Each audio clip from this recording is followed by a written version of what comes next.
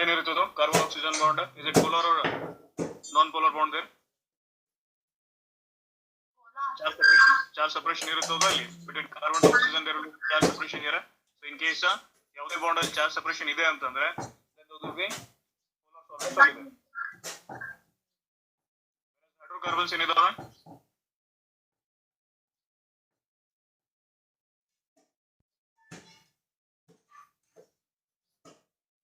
hydrocarbons ಏನಿರುತ್ತೆ whether those are polar molecules or non polar molecules non-polar right so ಅದಕ್ಕೆ most of the hydrocarbons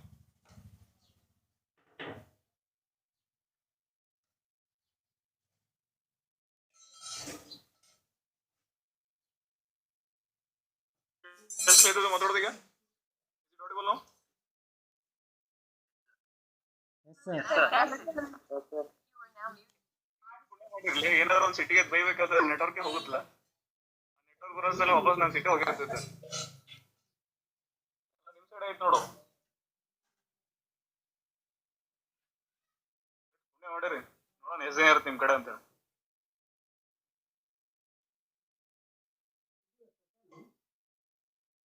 syllabus ಏನಾದ್ರು ದೋಸ್ತ್ ನಿಮ್ದು ಏನಾದ್ರು ಸರಿಯಾಗಿ ರಿಡ್ಯೂಸ್ ಮಾಡ್ಲಿಲ್ಲ ಅವಾಗ ನೋಡ್ತೀನಿ ಫೇಸಸ್ ನಿಮ್ದು ಮೇಜರ್ ಪಾರ್ಟ್ ಹಂಗೆ ಇರ್ಬೇಕದು ನೋಡೋಣಂತೆ ಆಮೇಲೆ ಪ್ರಿಪೇರ್ ಆಗೋರ್ ಮುಂದಾನೆ ಪ್ರಿಪೇರ್ ಆಗ್ತೀರಿ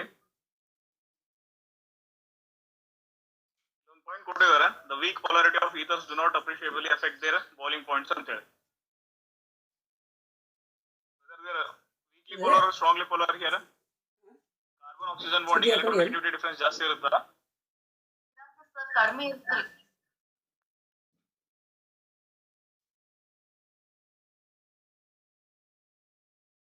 ರೈಟ್ ಸೊ ನಿಮಗೆ ಕಾರ್ಬನ್ ಬಂದು ನೈಟ್ರೋಜನ್ ಬಂತು ಆಕ್ಸಿಜನ್ ಬಂತು ಈ ಮೂರಕ್ಕೂನು ಪಾಸಿಟಿವ್ ಅಂಡ್ ನೆಗೆಟಿವ್ ಚಾರ್ಜ್ ಎರಡು ಬರುತ್ತಾ ಕಾರ್ಬನ್ ನೈಟ್ರೋಜನ್ ಅಂಡ್ ಆಕ್ಸಿಜನ್ ಹೌದಾ ಸೀದೆ ಎಲ್ಲಾದ್ರೂ ನೀವು ರಿಯಾಕ್ಷನ್ಸ್ ನೋಡ್ತಿದ್ದೀರಿ ಇಲ್ಲ ಏನಾದ್ರು ಒಂದು ಮೆಕ್ಯಾನಿಸಮ್ಸ್ ಬರೆಯೋ ಟೈಮ್ನಲ್ಲಿ carbon oxygen and nitrogen preferably carbon ನಿಮಗೆ ಫ್ರೀ ಅಯಾನ್ ಸಿಗುತ್ತೆ ನೈಟ್ರೋಜನ್ ಮತ್ತು ಆಕ್ಸಿಜನ್ ಅಲ್ಲಿ ಫ್ರೀ ಅಯಾನ್ ಫಾರ್ಮೇಶನ್ ಆಗುತ್ತಾ ಕಾರ್ಬೋ ಕ್ಯಾಟಯನ್ ಅಂತ ಹೇಳಿ ಬರೀತೀರಿ ಹೌದಾ ಆ ತರ ನೈಟ್ರೋಜನ್ ಆಕ್ಸಿಜನ್ ಗೆ ಮಾಲಿಕ್ಯುಲರ್ ಫಾರ್ಮ್ ಅಲ್ಲಿ ನಿಮ್ಗೆ ಚಾರ್ಜ್ ಬರುತ್ತೆ right so like NH4 plus oxygen ಗೆ ಏನಿರುತ್ತೆ ಅಂದ್ರೆ ಅಲ್ಲಿ O3 ಮೈನಸ್ ಈ ತರ ಬರೀತೀರ ಹೌದಾ ಸೊ ಅದು can you explain me something why it is like that why again ನಿಮ್ಗೆ ಹ್ಯಾಲೋಜನ್ಸ್ ಬಂದ್ರೆ ಆ ತರ ಬರೋದಿಲ್ಲ ಹ್ಯಾಲೋಜನ್ಸ್ ಯಾವಾಗಲೂ ಪಾಸಿಟಿವ್ ಚಾರ್ಜ್ ಬರೀತೀರಿ ಯಾವ್ದರ ಮಾಲಿಕ್ಯೂಲ್ಸ್ ಅಲ್ಲಿ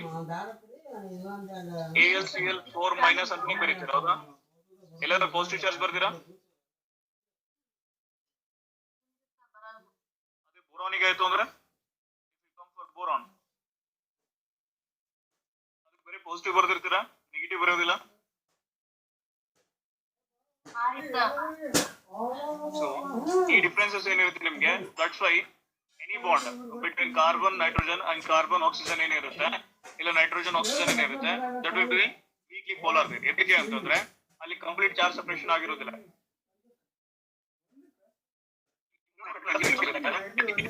both positive and negative charges right partial positive charge expect ಮಾಡುತ್ತಾ partial negative charges expect ಮಾಡುತ್ತೆ ಈ ಮೂರು ಅಟಮ್ಸ್ ಬಿಟ್ರೆ ಮತ್ತೆ ಬೇರೆ ಯಾವ್ದಾರ ಅಟಮ್ಸ್ ಇದಾವೆ ಆ ತರ which can exhibit both partial negative and positive charges silicon ಗಾಗ್ಲಿ ಫಾಸ್ಫರಸ್ ಗಾಗ್ಲಿ ಸಲ್ಫರ್ ಗಾಗ್ಲಿ ಈ ಪ್ರಾಪರ್ಟಿ ಇದೆ is it possible for those atoms even though they are in same family no right so ಮೂರು ಅಟಮ್ಸ್ ಅದಕ್ಕೆ ನಿಮ್ಗೆ ಮ್ಯಾಕ್ಸಿಮಮ್ ಗ್ಯಾಸಸ್ ಕಾಂಪೌಂಡ್ಸ್ ಏನಿರ್ತವೆ ಈ ಮೂರು ಅಟಮ್ಸ್ ಇಂದ ಇರ್ತವೆ ಕಾರ್ಬನ್ ಮೊನಾಕ್ಸೈಡ್ ಆಯ್ತು ಕಾರ್ಬನ್ ಡೈಆಕ್ಸೈಡ್ ಆಯ್ತು ನೈಟ್ರಿಕ್ ಆಕ್ಸೈಡ್ ಆಯ್ತು ನೈಟ್ರೋಜನ್ ಡೈಆಕ್ಸೈಡ್ ಆಯ್ತು right so oxygen ozone all these are present in your environment right so because of this reason only ಆ ಡೈನಾಮಿಕ್ ಏನಿರ್ತೈತೆ ಅದ್ರ ಚಾರ್ಜ್ ಸೆಪರೇಷನ್ಸ್ ಇದು because of that reasons only they are able to form so many gases right so that's why weakly polarity ಏನಿರುತ್ತೆ which will not affect boiling point ಅಂತ ಕೇಳಿದ್ದಾರೆ ಹೌದಾ So boiling point ಮೇಲೆ independent ಇರುತ್ತಲ್ಲಿ on what factors the boiling point is dependent here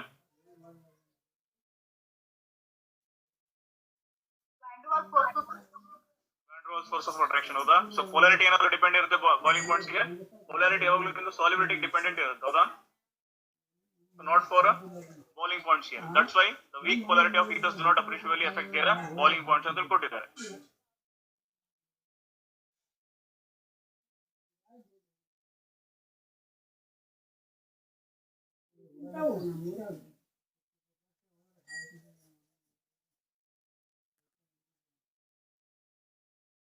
hydrocarbon ಇದೆ, ಒಂದು ether ಇದೆ, ಒಂದು alcohol ಇದೆ.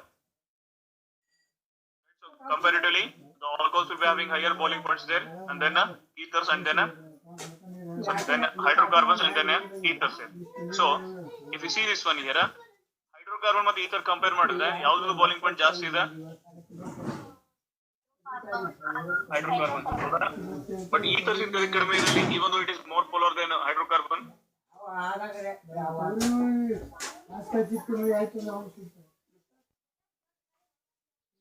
ಸರ್ ಹೈಡ್ರೋಕಾರ್ಬನ್ಸ್ ಒಳಗ ಕಾರ್ಬನ್ ಹೈಡ್ರೋಜನ್ ಬಾಂಡ್ ಜಾಸ್ತಿ ಪೋಲಾರ್ ಇರುತ್ತೆ, ಈ ಕಾರ್ಬನ್ ಮತ್ತೆ ಆಕ್ಸಿಜನ್ ಬಾಂಡ್ ಕಿನ. So that will be a simple explanation there. Polarity dependent ಮೇಲೆ ಇತ್ತು ಅಂತಂದ್ರೆ ಮೇಲೆ ಒಂದು ಪಾಯಿಂಟ್ ಕೊಟ್ಟಿದ್ದಾರೆ.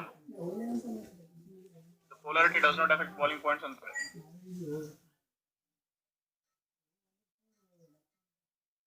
ಎಕ್ಸ್ಪ್ಲನೇಷನ್ ಕೊಟ್ಟಿದ್ದಕ್ಕೆ ಸೂಟೇಬಲ್ ಆಗುತ್ತಾ?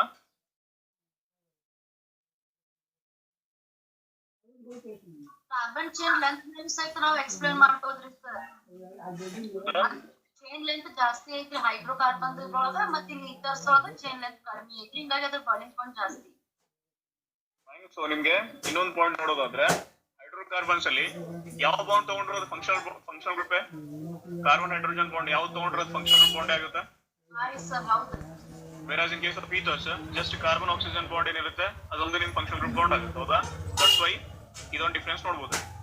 Yes, so ನಿಮ್ ಹೈಡ್ರೋಕಾರ್ಬನ್ ಇಂದ peculiarity ಏನಂತಂದ್ರೆ that is one peculiarity. Every carbon hydrogen bond is a functional group bond there. Right, so this is about your physical properties of ethers, right? So what is the first point here? The carbon oxygen bond ethers are polar. Thus ethers have net dipole moment iruttale because of electronegative difference, right? So whereas comparatively to alcohol, the ethers are less polar solvents here, and that polarity of weak polarity does not affect this boiling point here, right? So if you compare the hydrocarbon, ethers and alcohols, the alcohol will be having a higher boiling points here due to structural variations, right? So if boiling point variation, physical property variations in here, it is all due to structural variations of these molecules. Physical properties. The larger difference in boiling points of alcohols and ethers is due to presence of hydrogen bonding. Both is alcohols ಅಲ್ಲಿ hydrogen bonding ಆಗುತ್ತೆ, ethers ಅಲ್ಲಿ minimal hydrogen bonding ಆಗುತ್ತೆ, right? So possible ಎದಕ್ಕೆ ಇರ್ತೈತಿ? Due to weak polar nature, strong hydrogen bonding ಆಗೋದಿಲ್ಲ.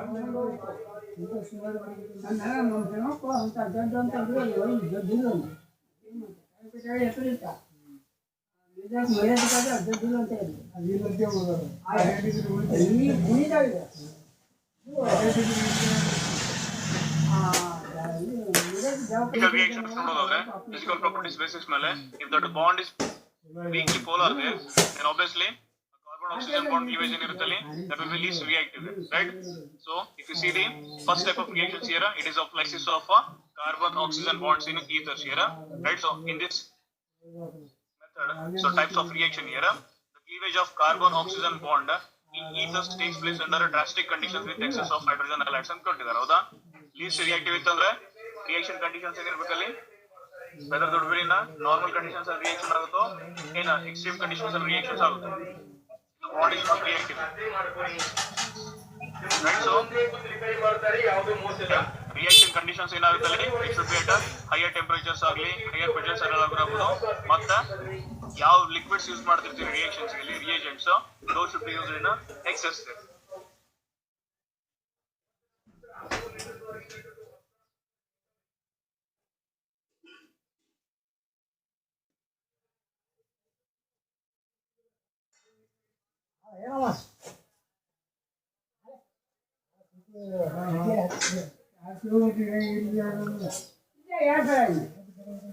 Let's go.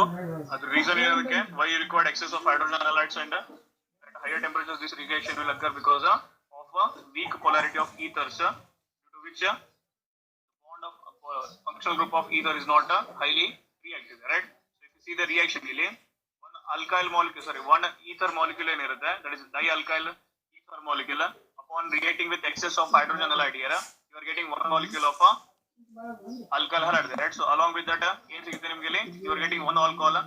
Again this alcohol will react with this hydrogen halides here, ನಿಮಗೆ ಗೊತ್ತಿದೆ alcohols ಏನಾದ್ರು ಹೈಡ್ರೋಜನ್ ಹಲೈಡ್ ಜೊತೆ ರಿಯಾಕ್ಟ್ ಮಾಡಿದ್ರೆ ಏನ್ ಬರುತ್ತೆ? Again you are going to get alkyl halide here, right? So for every molecule of ether undergoing reaction with the halogen halides here, so we are going to get two molecules of alkyl halides here, right? So is it clear? Diethyl ether ಇತ್ತು ಅಂತಂದ್ರೆ products ಏನೇನ್ ಬರುತ್ತೆ?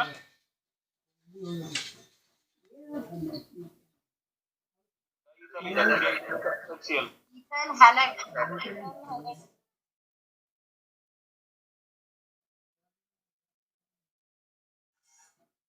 Ethers ಏನಾದ್ರು ಇತ್ತು ಅಂತಂದ್ರೆ methoxyphenyl, it is reacting with HCl.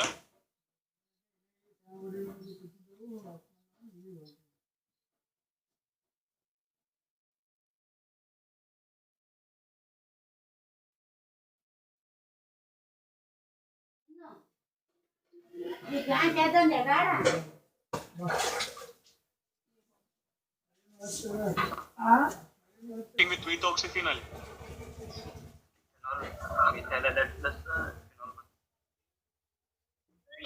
Product ಬರ್ಬೋದ್ರಿ sir. Mixed ether react ಮಾಡಿದ್ರೆ methyl halide ಬರ್ಬೋದ್ರಿ, ಇಲ್ಲಂತಂದ್ರ ಫಿನೈಲ್ ಕ್ಲೋರೋಬೆನ್ಸಿನ್ ಸಹಿತ ಬರ್ಬೋದ್ರಿ, ಅಥವಾ ಆಟೋಕ್ರಿಸೋಲ್ ಅಂತಾನು ಸಹಿತ ಕರಿಬೋದ್ರಿ. ಪೊಸಿಷನ್ ಅನ್ನೋದು ಹೇಳ್ಬೇಕಾಗಿತ್ತು ಅಂತಂದ್ರ 1 ಕ್ಲೋರೋಫಿನಾಲ್ ಅಂತ ಈ ರೀತಿ ಬರ್ಬೋದ್ರಿ.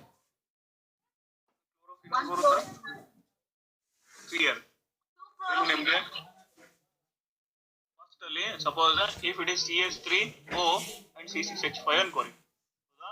ನಾ ಹೇಳಿರೋದೇನು methoxyphenyl ಅಂತ ಹೇಳಿದೀನಿ, ಹೌದಾ?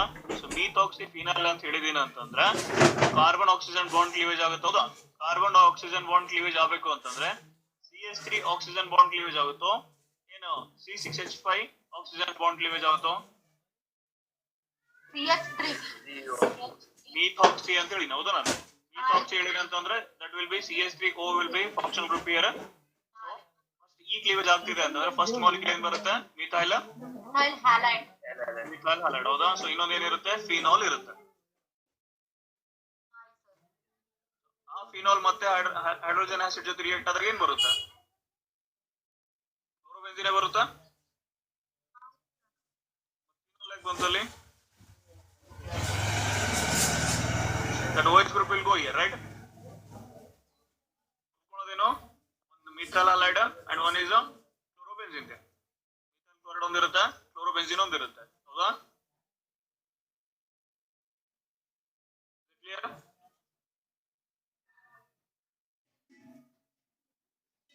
ಸೊ ನಿಮ್ಗಲ್ಲಿ ನೇಮ್ ಏನ್ ಕೊಟ್ಟಿರ್ತಾನೆ ಅದ್ರ ಬೇಸಿಸ್ ಮೇಲೆ ಆನ್ಸರಿಂಗ್ ಕೊಡ್ರಿ. So if it is acting as a ethoxymethane, then the first product will be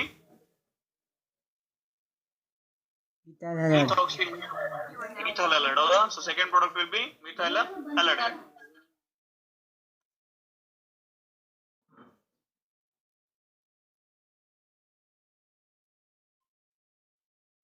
carbon oxygen bond ಗೆ ತರ್ಸ ಅರ್ಥ ಆಯ್ತಿದು?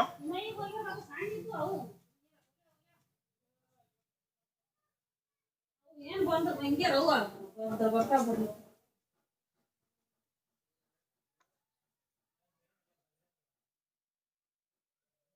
If you come for a alkyl aryls here, it's a cleaved alkyl oxygen bond due to more stable aryl oxygen bond. The reaction is phenols and alkyl aryls, right? So ಈಗ ಹೇಳಿದ್ರೆ ನಿಮಗೆ methoxyphenyl ಅಂತ example ಕೊಡ್ತೀನಿ, ಹೌದಾ?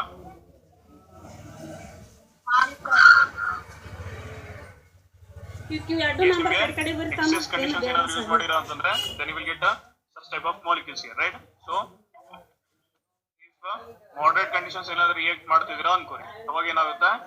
if it is alkyl aryls here, hydrogen halides ಏನ್ add ಮಾಡ್ತೀರಾ, then you are going to get one phenol and alkyl halide. ಅದಕ್ಕೆ reason ಕೊಟ್ಟಿದ್ದಾನೆ ಅಲ್ಲಿ ಮೇಲೆ, it is due to more stable aryl oxygen bond here, the reaction yields phenols and alkyl halides here.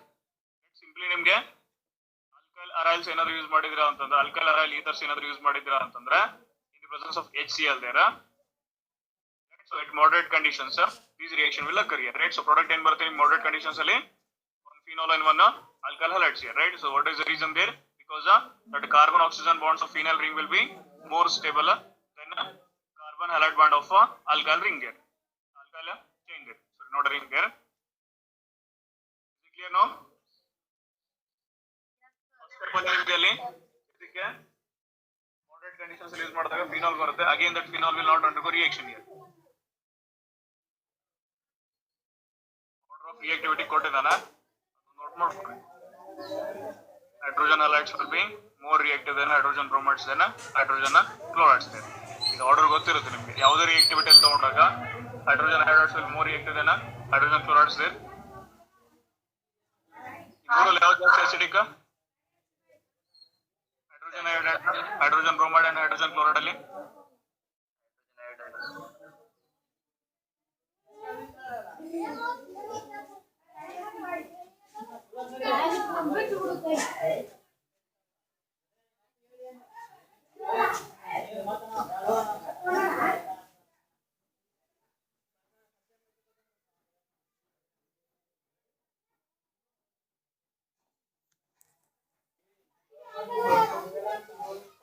Iodine size bromine ಮತ್ತು chlorine ಜಾಸ್ತಿ ಇರುತ್ತೆ.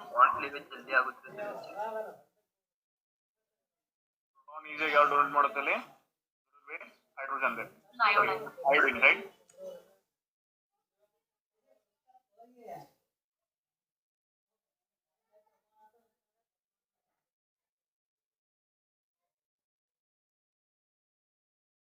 The lysis of ethers takes place with the concentrated hydrogen and hydrogen bromide at a higher temperatures. So right? So obviously these reactions will be conducted at classic temperatures only. Right? So HCl ನೀವು ಬಹಳ excess ಆಗಿ use ಮಾಡಿರ ಅಂತಂದ್ರೆ not necessarily ನಿಮಗೆ moderate conditions ಅಲ್ಲಿ reaction ಆಗುತ್ತೆ ಅರ್ಥಾಯ್ತಾ. So but hydrogen iodide ಮತ್ತೆ ಹೈಡ್ರೋಜನ್ ಬ್ರೋಮೈಡ್ ಇತ್ತು ಅಂತಂದ್ರೆ must and should be higher temperatures only.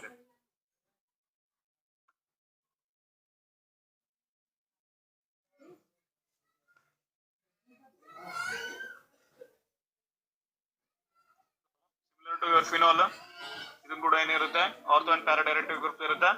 So methoxy group ಎಂತ ಗ್ರೂಪ್ ಇದು? Electron donator, electron extractor. Donating group ಇರುತ್ತದು. Since this alkyl group also donates its electrons to oxygen, right? So ಇಲ್ಲಿ ಆಕ್ಸಿಜನ್ ಗಳಿಂದ electron ತಗೊಳ್ಳುವಂತ group ಯಾವುದೂ ಇಲ್ಲ, ಹೌದಾ? ಹಾಗಾದ್ರೆ ಆಕ್ಸಿಜನ್ ಗೆ ಎಲೆಕ್ಟ್ರಾನ್ ಡೊನೇಟ್ ಮಾಡುವಂತ ಗ್ರೂಪ್ ಇದೆ. Hence oxygen will form a cluster of electrons on oxygen will form coordination with this phenyl ring here and it will form a such type of resonance structures here, right? So even your alkoxy group is a ortho and a para directive group here. So obviously similar to phenol reactions ಬರುತ್ತಲ್ಲಿ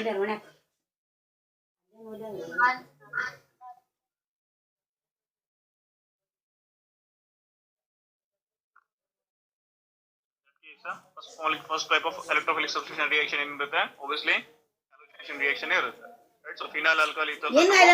So ನಿಮಗೆ ಇಲ್ಲಿ standard example ಏನಿರುತ್ತೆ ಅನಿಸೋಲಿನ್ ಇರುತ್ತೆ, right? So ನಿಮ್ಗೆ ಒಂದೊಂದು aromatic molecules ಅಲ್ಲಿ ಒಂದೊಂದು examples ಇದೆ, right? So phenol, anisole, fluorobenzene, alkyl benzene ಒಂದು ಓದಿರ್ತೀರಾ. ಫಸ್ಟ್ ಇಯರ್ ಅಲ್ಲಿ ಯಾವ್ದು ಓದಿದ್ರಿ? ಬೆಂಜಿನ್ ಓದಿರೋದು aromatic ಎಕ್ಸಾಂಪಲ್.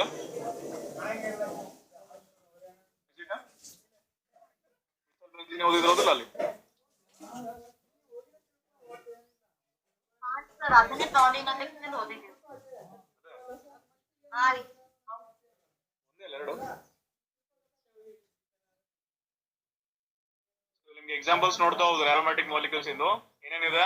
ಒಂದು ಮಿಥೈಲ್ ಬೆಂಜಿನ್ ಇದೆ, and then ಕ್ಲೋರೋಬೆಂಜಿನ್, and then phenol, and the next ethers ಅಲ್ಲಿ ಏನಿದೆ ಅನಿಸೋಲ್ ಎಕ್ಸಾಂಪಲ್ ಇದೆ, ರೈಟ್? ಸೊ ಈ ಸ್ಟ್ಯಾಂಡರ್ಡ್ ಎಕ್ಸಾಂಪಲ್ಸ್ ನೆನ್ಪಿಡ್ತಾ ಹೋಗಿ, right? So based on these examples only ನಿಮ್ಗೆ ಅಲ್ಲಿ ಏನಾದ್ರು ಒಂದು ಕ್ರಾಸ್ ಕ್ವೆಶ್ಚನ್ಸ್ ಕ್ರಿಯೇಟ್ ಮಾಡ್ತಾನೆ, right? So more than that ಈ ರಿಯಾಕ್ಷನ್ಸ್ ಬರೋದಿಲ್ಲ ನಿಮ್ಗೆ. ಇಲ್ಲಿ ನಾರ್ಮಲ್ ಆಗಿ ಯಾವ aromatic molecules ಓದಿದ್ರೆ ಲಿಸ್ಟ್ ಔಟ್ ಮಾಡ್ತಾ ಹೋದ್ರೆ ಫಸ್ಟ್ ನಿಮ್ಗೆ ಟಾಲಿನ್ ಬರುತ್ತೆ, ಅದಾದ್ಮೇಲೆ will get ಕ್ಲೋರೋಬೆಂಜಿನ್, and then you will get phenol, ಅದಾದ್ಮೇಲೆ ಒಂದು ಸ್ಯಾಲಿಸಿಲಿಕ್ ಆಸಿಡ್ ಮತ್ತೆ ಸ್ಯಾಲ್ಸಿಲ್ಡಿಹೈಡ್ ಅಂತ ಕಲ್ತೀರಾ ಕೋಲ್ಸ್ ರಿಯಾಕ್ಷನ್, ರೆಮಟೈಮ್ ರಿಯಾಕ್ಷನ್ ಅಲ್ಲಿ ಹಾ ರೀ ಸರ್, ಹೌದು. ಮಾಲಿಕ್ಯೂಲ್ಸ್ ಇದೆ. ಆಮೇಲೆ ಆಸ್ಪಿರಿನ್ ಒಂದು ಮಾಲಿಕ್ಯೂಲ್ ಇದೆ, ಆಸ್ಪಿರಿನ್ ಒಂದು ಮಾಲಿಕ್ಯೂಲ್ ಆಗುತ್ತೆ, ಹೌದಾ? ಸೊ ಅದಾದ್ಮೇಲೆ ನೆಕ್ಸ್ಟ್ aromatic molecule ಇಂದು ಅನಿಸೋಲ್ ಇರೋದು, ಸೊ ಸ್ಯಾಲಿಸಲ್ಡಿಹೈಡ್ ಮತ್ತು ಒನ್ ಮೋರ್ ಸ್ಯಾಲಿಸಲ್ಡಿಹೈಡ್ ಏನಿರುತ್ತೆ that will be example for your aldehydes right. So ketones ಅಲ್ಲೂ ಒಂದು ನಿಮಗೆ ಅಸಿಟೋಫಿನೋನ್ ಒಂದು ಬರುತ್ತೆ ಅಲ್ಲಿ ಗೊತ್ತಾಯ್ತಾ. ಸೊ ಈ ತರ ಸೆಲ್ ಬಂದಾಗ ಅನಿಸೋಲ್ ಇದೆ and carboxylic acid as well ನಿಮಗೆ ಸ್ಯಾಲಿಸೈಲಿಕ್ ಆಸಿಡ್ ಕೊಡ್ತಾನೆ ರೈಟ್. ಸೊ ಈ ತರ ಆರೋಮ್ಯಾಟಿಕ್ ಸ್ಟ್ಯಾಂಡರ್ಡ್ ಎಕ್ಸಾಂಪಲ್ಸ್ ಏನಿದೆ ಮಾಲಿಕ್ಯೂಲ್ಸ್ ಇದು ಇವನ್ನ ಲಿಸ್ಟ್ ಔಟ್ ಮಾಡ್ಕೊರಿ. ಇದರಲ್ಲೇ ಒಂದು ಎಕ್ಸಾಂಪಲ್ಸ್ ಕೇಳೋದು. Suppose if I ask between chlorobenzene methyl benzene, chlorobenzene, phenol and anisole, which one is more acidic?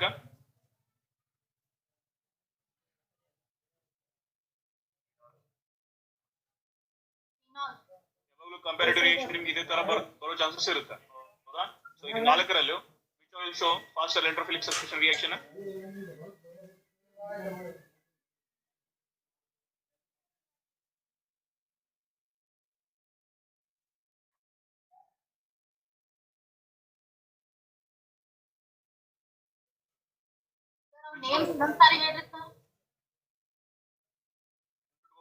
Simple ಆಗಿ ಹೈಡ್ರೋಕಾರ್ಬನ್ ಅಲ್ಲಿ ಮಿಥೈಲ್ ಬೆಂಜಿನ್ ಓದಿರೋದಾ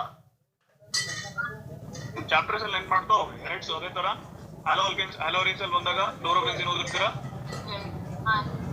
ಅದಾದ್ಮೇಲೆ ಫಿನೋಲ್ ಇದೆ, ಅದಾದ್ಮೇಲೆ ಅನಿಸೋಲ್.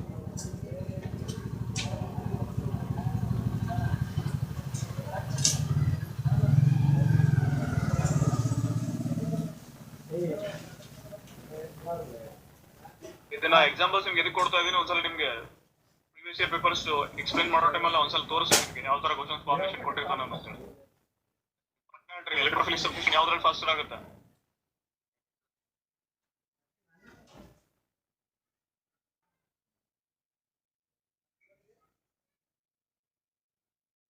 ಅನಿಸೋಲಲ್ಲಿ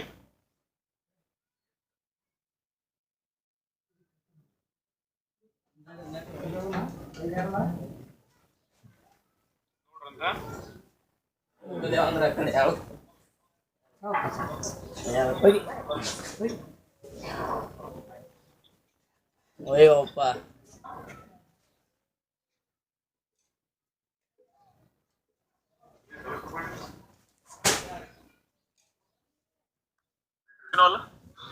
ಎರಡರದು ರೆಸೊನೆನ್ಸ್ ಸ್ಟ್ರಕ್ಚರ್ ಆಲ್ಮೋಸ್ಟ್ ಸೇಮೇ ಇರುತ್ತೆ.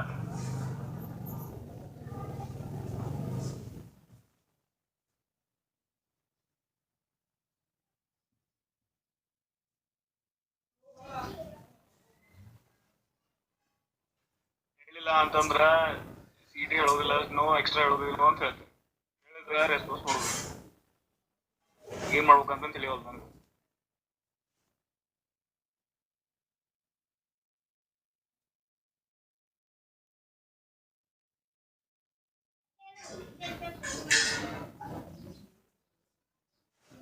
ಎಲ್ರು ಫಿನಾಲ್ ಒಳಗ ಆಕ್ಸಿಜನ್ ಮತ್ತು ಕಾರ್ಬನ್ ಬಾಂಡ್ ನೋಡಿ ಎಷ್ಟು ಪೊಲಾರಿಟಿ ಇರ್ತೈತಿ, ಅದು ಈ ಅನಿಸೋಲಿಗೆ ಕಂಪೇರ್ ಮಾಡಿದ್ರೆ ಭಾಳ ಇದು ಲೀಸ್ಟ್ ಇರ್ತೈತ್ರಿ. ಹಿಂಗಾಗಿ ಈಸಿಯಾಗಿ ಇದನ್ನ ಮೂವ್ ಮಾಡಿ ಇನ್ನೊಂದು ಎಲೆಕ್ಟ್ರೋಫೈಲ್ ಅನ್ನ ನಾವು ಆಡ್ ಮಾಡ್ಬೋದು ಸರ್. ಎಲೆಕ್ಟ್ರೋಫಿಲಿಕ್ ಸಬ್ಸ್ಟಿಟ್ಯೂಷನ್ ಬಂದಾಗ ಪೊಲಾರಿಟಿ ಚೆಕ್ ಮಾಡೋಂಗಿಲ್ಲ. ಪಾರ್ಷಿಯಲ್ ಬಾಂಡ್ ಕ್ಯಾರೆಕ್ಟರ್ ಮ್ಯಾಟರ್ ಆಗೈತ್ರಿ.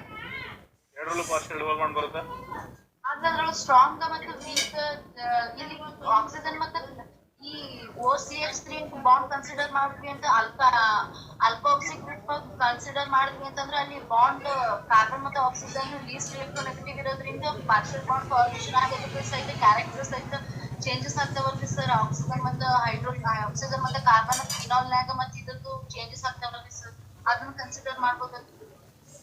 ಆ ಕ್ಯಾರೆಕ್ಟರ್ ಮೇಲೆ ಪಾರ್ಷಿಯಲ್ ಬಾಂಡ್ ಇದ್ರೂ ಸಹಿತ ಯಾವ್ದು ಸ್ಟ್ರಾಂಗ್ ಯಾವ್ದು ವೀಕ್ ಅಂತ ಎಕ್ಸ್ಚೇಂಜ್ ಇದು ಮಾಡಿ ಅದ್ರ ಮೇಲೆ ಎಲೆಕ್ಟ್ರೋಫಿಲಿಕ್ ಸಬ್ಸ್ಟಿಟ್ಯೂಷನ್ ಇದು ಮಾಡ್ಬೋದು. ಎಲ್ಲ ನೋಡ್ಕೊಳೋದು ಗೊತ್ತಿಲ್ಲ. ಎಲೆಕ್ಟ್ರೋಫಿಲಿಕ್ ಸಬ್ಸ್ಟಿಟ್ಯೂಷನ್ ಅಂತಂದ್ರೆ ಬೆಂಜಿನ್ ರಿಂಗ್ ಮೇಲೆ ನೆಗೆಟಿವ್ ಚಾರ್ಜ್ ಬರ್ಬೇಕು ಹೌದಾ. ಯಾವ್ದು ರೆಡಿಲಿ ನಿಮ್ಗೆ ನೆಗೆಟಿವ್ ಚಾರ್ಜ್ ಎಕ್ಸಿಬಿಟ್ ಮಾಡುತ್ತಾ ಅಲ್ಲಿ ಬೇಗ ರಿಯಾಕ್ಷನ್ ಆಗುತ್ತೆ ನಿಮಗೆ right. So in simple if you want to discuss right. So ಯಾವಾಗಲೂ make it your solving the questions in simple way right. Simple way supply ಮಾಡಿ ಸಾಲ್ವ್ ಮಾಡ್ಲಿಕ್ಕೆ ಕಲಿತೀವಿ ಹೌದಾ. ಸೊ ನಿಮ್ಗೆ ಎರಡು ಕಂಡೀಷನ್ ಇದೆ ಸೈಟ್. ಸೊ ಅನಿಸೋಲ್ ಮಾಲಿಕ್ಯೂಲ್ ನೋಡಿದ್ರೆ carbon oxygen bond ತನ ಫಿನೋಲ್ ಆದ್ರೂ ಹೋಗ್ಲಿ ಇಲ್ಲ ಅನಿಸೋಲ್ ಎಲ್ಲ ಆದ್ರೂ ಹೋಗ್ಲಿ ಅಲ್ಲಿ ತನ ಸೇಮ್ ಇದೆ ಎಲ್ಲ ಸ್ಟ್ರಕ್ಚರ್. C6H+CO ಸೇಮ್ ಇರುತ್ತೆ. ಡಿಫರೆನ್ಸ್ ಆಗೋದಲ್ಲಿ ಆಕ್ಸಿಜನ್ ಹೈಡ್ರೋಜನ್ ಬಾಂಡ್ ಫಿನೋಲ್ ಅಲ್ಲಿ ಇರುತ್ತೆ, ಇನ್ನೊಂದು ಆಕ್ಸಿಜನ್ CH3 ಬಾಂಡ್ ಅನಿಸೋಲ್ ಅಲ್ಲಿ ಇರುತ್ತೆ ಹೌದಾ. ಇಷ್ಟೇ ಡಿಫರೆನ್ಸ್ ಇರುತ್ತೆ. ಏನ್ ರೀಸನ್ ಹುಡುಕಿದ್ರು ಇದೇ ಬಾಂಡ್ ಅಲ್ಲಿ ಹುಡುಕ್ಬೇಕೀಗ ರೈಟ್. ಸೊ ಉಳ್ಕಿದ ಪಾರ್ಟ್ ಅಲ್ಲಿ ಅಂದ್ರೆ ಏನು ಡಿಫರೆನ್ಸ್ ಇಲ್ಲ ಅಲ್ಲಿ. ಸೊ ನಾವು ಈಗ ನೆಗೆಟಿವ್ ಚಾರ್ಜ್ ಯಾವ್ದು ಬೇಗ ಡೊನೇಟ್ ಕೊಡುತ್ತೆ, ವೆದರ್ ದಟ್ OH ಬಾಂಡ್ ಇಂದ ನಿಮಗೆ ಹೈಡ್ರೋಜನ್ ಇಂದ ನಿಮಗೆ ಜಾಸ್ತಿ ಎಲೆಕ್ಟ್ರಾನ್ ಡೊನೇಷನ್ ಬರುತ್ತೋ, ಇನ್ CH3 ಇಂದ ಜಾಸ್ತಿ ಎಲೆಕ್ಟ್ರಾನ್ ಡೊನೇಷನ್ ಬರುತ್ತೆ. Right, so that will be the answer. Simply, which is a more electron donating group ಅಂತಂದ್ರೆ ಅಲ್ಲಿ ನಿಮಗೆ CH3 ಇರುತ್ತೆ. Right, so obviously that will give electron density towards benzene ring there.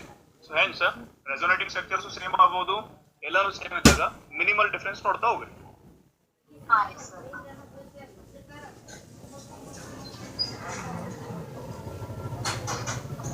Remember, entrances ಅಲ್ಲಿ ನಿಮಗೆ ಅಲ್ಲಿ will get 3 minutes to solve per question if you want to solve all the question.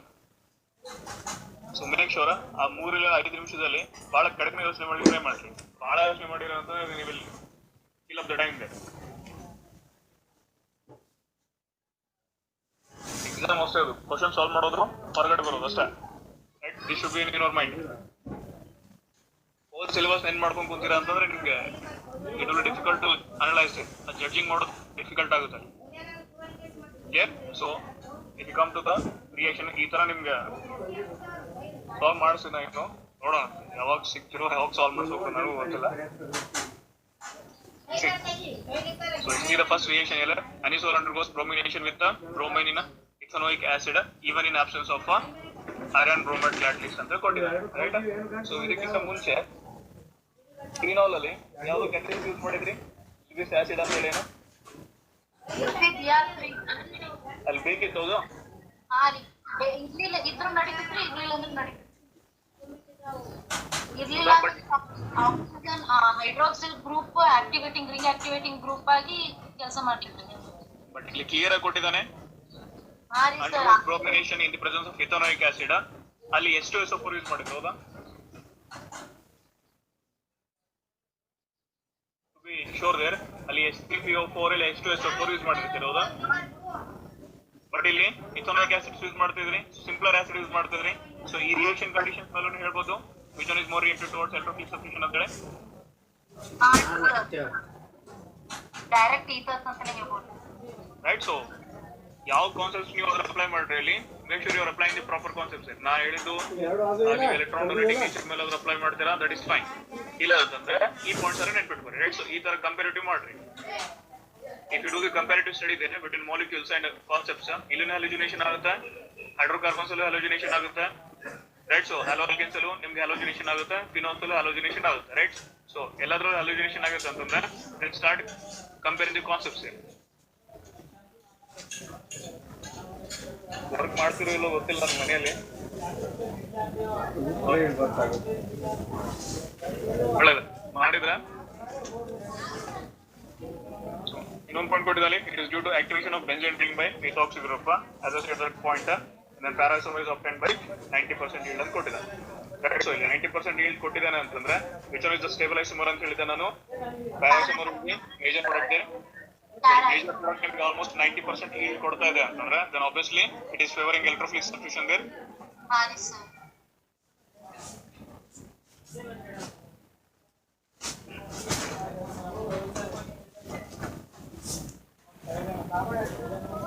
So that is a anisole molecule ಗೆ bromine in the presence of ethanoic acid. Upon reacting it will forms a parabromo anisole and orthobromo anisole.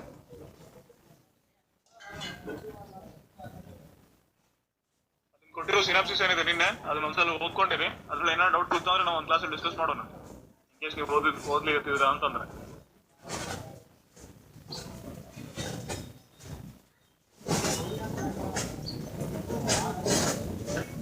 Reaction ಅರ್ಥ ಆಯ್ತಲ್ಲ? ಏನು explain ಮಾಡ್ಲಿ ಇದನ್ನು ಗೊತ್ತಿದೆಯಲ್ಲ?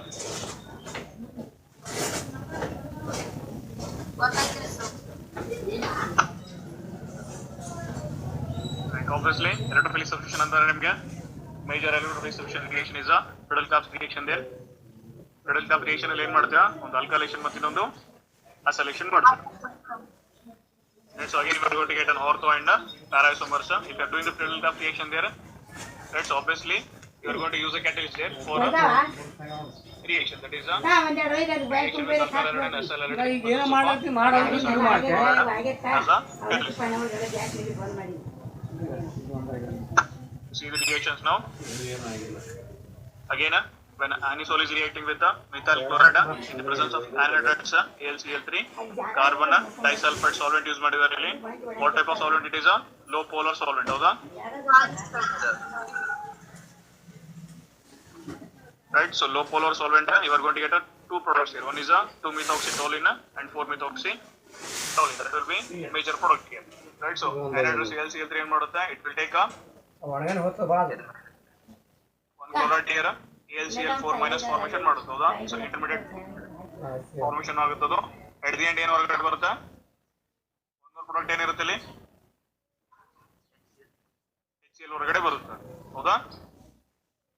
You are going to get a 4-methoxytoluene as the major product here, and in case of acylation bandaga you don't require any solvent here, right?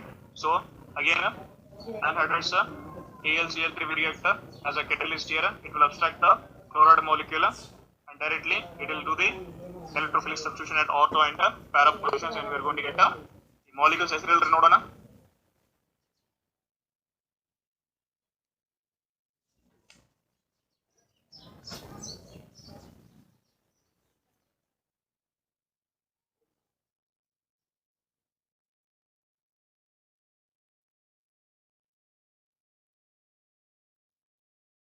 molecule ಹೆಸರು ಹೇಳ್ರಿ ಪಟ್ಟ chapter ಮುಗಿತು.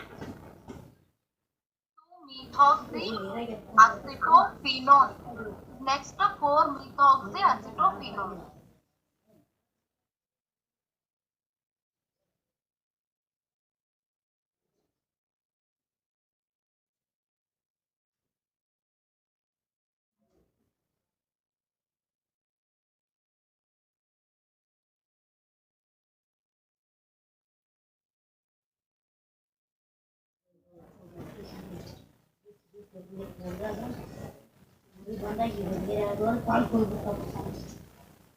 ನಿಮಗೆ ಇನ್ನೊಂದು ಅಸಿಟೋಫಿನೋನ್ ಮಾಲಿಕ್ಯೂಲ್ ಅಂತ ಇರುತ್ತೆ ಅಂತ ಹೇಳಿದೆ. ನಿಮಗೆ ಅಸಿಟೋಫಿನೋನ್ ಮಾಲಿಕ್ಯೂಲ್, ರೈಟ್? ಸೊ ಮೆಟಾಕ್ಸಿಪ್ರೋಫೆನಾಲ್ ಹೋಯ್ತು ಅಂತಂದ್ರೆ that will be acetophenone.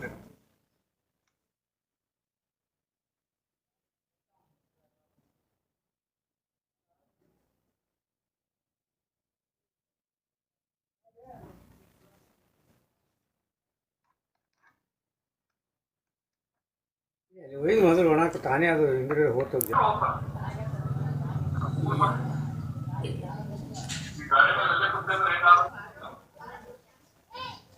Mixer ಏನು ಕರೀತಾರೋ mixer of H2SO4 and H1O3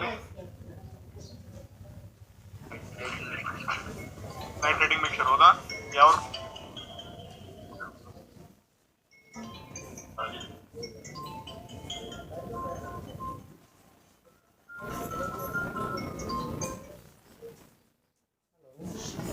Go ahead.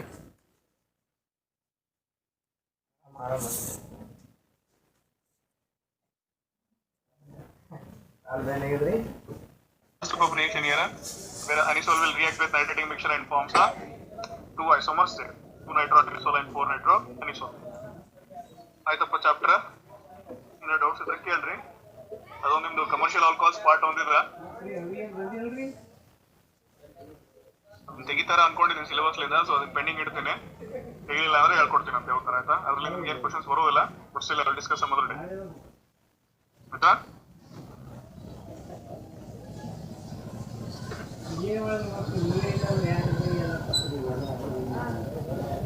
ಯಾವ್ದಾರ ಕಾನ್ಸೆಪ್ಟ್ ಡೌಟ್ ಇದ್ರೆ ಎಂಟೈರ್ ಚಾಪ್ಟರ್ ಅಲ್ಲಿ ಹೇಳ್ರಿ, ಇನ್ನೊಂದ್ಸಲ ಎಕ್ಸ್ಪ್ಲೇನ್ ಮಾಡ್ತೀನಿ. ನೋಡ್ರಿ ಏನ್ ಮಾಡ್ತಾರೆ.